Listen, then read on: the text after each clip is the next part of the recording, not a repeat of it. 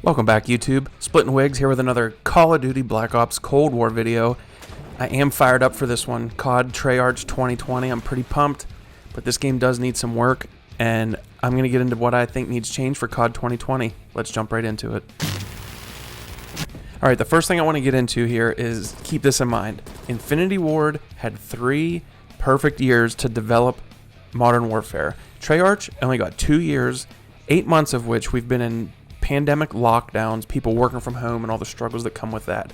So did this alpha have some issues? Yes. Was this game fun? Absolutely. I had a great time. The more I played, the more I liked it.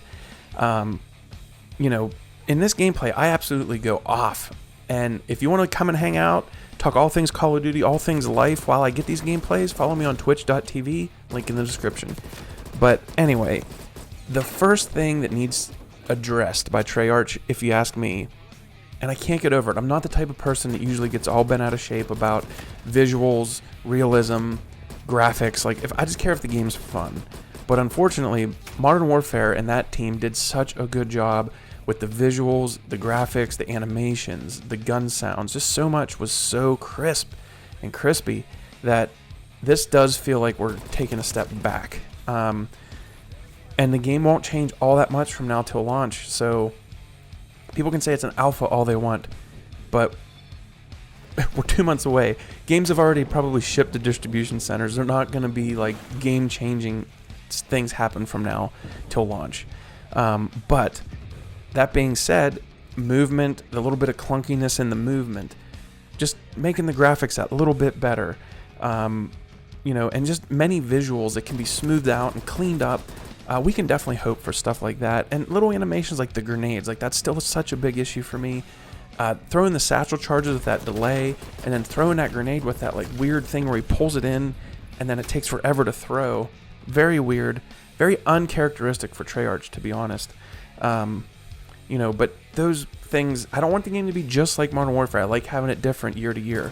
But I definitely think they have some room to improve with graphics, visuals, animations, things of that nature, first and foremost. And then little gameplay thing that really bugged me in the alpha was the snipers. They got to nerf the snipers. It sounds like they're already doing it, which is why I like Treyarch. They listen and react right away. People complaining about snipers. It's already getting changed. They already said that. The beta will be different already. I'm a little worried about the maps. That's the next thing. I'm a little worried about the maps. I actually like this one and the one with the tanks. These big maps are good. The Russia map and the one with the downed helicopter and the parachute and all that, I forget what it's called. Those are both really good, actually. I really do like those, but we don't know what all we're getting yet. I mean, what if most of the maps are more like Miami? Because let's be honest, Miami is terrible. It's like Infinity Ward designed it. There's safe spaces or power positions or whatever you want to call them all over that map. That's not what people want. You don't want to turn a corner and have 19 places to check. That makes things way too random. People want just their better skills should shine. Randomness needs to be taken out, if you ask me. So Miami needs either made smaller or just, I think 12v12 would work good on that map. I mean, but that's just me. I love action. And then this next one is actually bigger to me than I even realized, because I went back and played some older Call of Duties this past couple months because I'm just not a big Modern Warfare fan. I don't like what they did with multiplayer. Warzone's good, but at the same time, a little bit burnt out on that. So I went back and played some old ones, and I tell you what, prestiging is so awesome. Like, they need to bring that back. I get that they make a ton of money with the seasons and all the battle passes and all that stuff. Leave that in there, but also give us prestige mode. There's no reason we can't have both. So just give us both. And I do look for that to come. I really do, because how cool was Black Ops 4 where you could pick your old prestige from old games? That was cool. I'd even do that. Then the score streaks, that's another one that's kind of been a hot topic people have been talking about. The score streaks are okay. They're not terrible, they're not broken. I still like them better than kill streaks. But the fact that you need to get 5 kills before that big extra multiplier starts to add up, that makes people camp. It makes people camp. I get that they're score streaks and they should technically make people move. But when you add that big multiplier at the 5 kill mark, it makes people actually play slower, not faster. So that needs addressed. Just a traditional score streak would be perfect. The next one's going to go either way.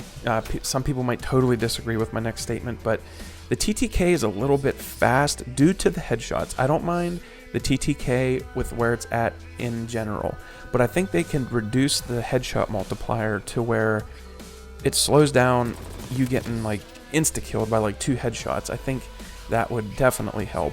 The next one I think everyone can agree with, though, is just a quick tap of the center button should bring up everyone's scores, but that they should add ping right there. Not something you have to go search for. Just put ping right there. Just because when you get mutilated by somebody and you're like, that just didn't feel right, this game sucks. Maybe the game doesn't suck. Maybe you just got matched up in a lobby with somebody that has an awesome ping and yours isn't.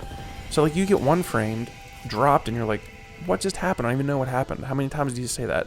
You just get dead, and you're like, what? I don't even know what happened. It's usually a server issue or a connection issue. So give us a ping to the server that we can see real quick, and we can see everyone's. And then give console players, even if it's not PS4 and the Xbox right now, the next gens, give us a field of view adjustment.